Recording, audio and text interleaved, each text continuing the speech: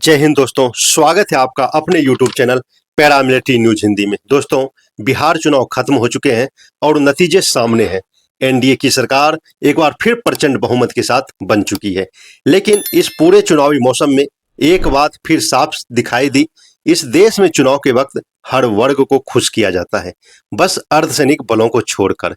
इनका किसी भी राजनीतिक दल से कोई संबंध नहीं रहता है, सिर्फ सरकार से गुहार लगाते हैं कि जब चुनाव आते हैं तो पैसों की कोई कमी नहीं होती, लेकिन जब अर्धसैनिक बलों की पुरानी पेंशन की बारी आती है तो अचानक सरकार को बजट की पुकार सुनाई देने लगती है।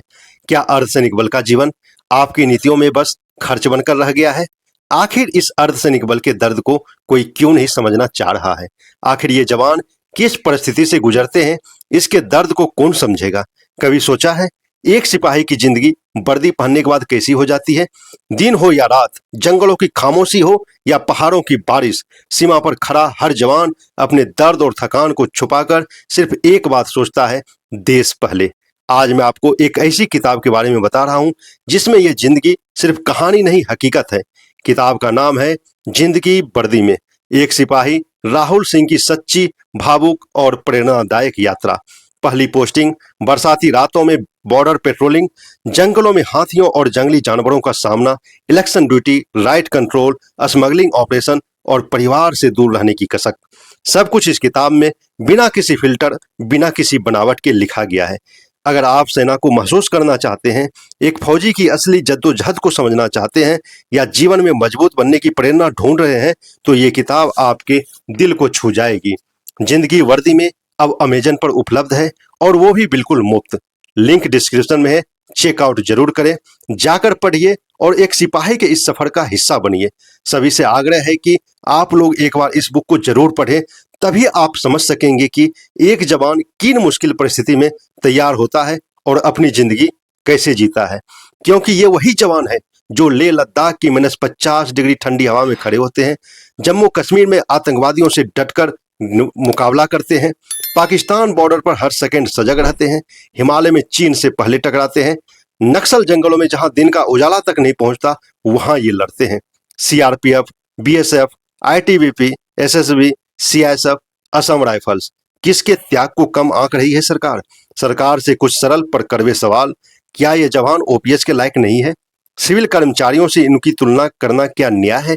क्या किसी नेता ने कभी सोचा कि नक्सल और सुदूर इलाके में एफओबी या एसीएल लगाकर वहां सालों ड्यूटी देना कैसा लगता है? अगर इन्हें सिविल कर्मचारी ही माना जाता है तो कोई भी अधिकारी इनके साथ एक हफ्ता बिता कर देखे, एक हफ्ते में वह खुद कहेगा ये जवान तो ओपीएस से कहीं ज्यादा डिजर्व करते हैं।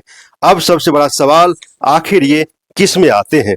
कई बार अधिकारी पूछ लेते हैं ये अर्धसैनिक बल किस में आते हैं, तो चलिए देश को जवाब दे देते हैं, ये दंगों में आते हैं, ये नक्सलियों से लड़ने में आते हैं, ये आतंकवादियों से लड़ने में आते हैं, ये चुनाव में आते हैं, ये सुरक्षा में आते हैं, ये सीमा के अंदर भी होते हैं, सीमा के बाहर भी होते हैं, ये जंगलों में होते हैं, ये पहाड़ों में होते हैं, ये ऑपरेशन में होते हैं, ये युद्ध में भी होते हैं और ये शांति बनाए रखने में भी होते हैं।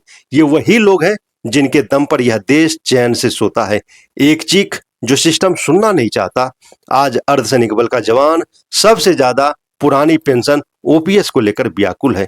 यह उसकी जरूरत नहीं, उसका हक है। यह उसकी मांग नहीं, उसकी सुरक्षा है। यह उसकी लड़ाई नहीं, उसका सम्मान है।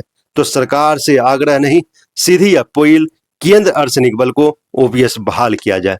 कुछ पैसे सरकार आज बचा तो लेगी, लेकिन याद रखना, जवान का अगर मनोबल टूट गया तो देश की सुरक्षा दीवार भी कमजोर पड़ जाएगी। आवाज उठाइए दोस्तों। अर्धसैनिक बल बोल नहीं सकते, लेकिन आप उनकी आवाज बन सकते हैं। अगर आप ओपीएस के समर्थन में खड़े हैं, कमेंट में OPS फॉर CAPF जरूर लिखें। इस वीडियो को ज्यादा से ज्यादा शेयर करें और चैनल को सब्सक्राइब करें ताकि ये आवाज और बुलंद हो सके। मिलते हैं अगले वीडियो में, तब तक के लिए जय हिंद।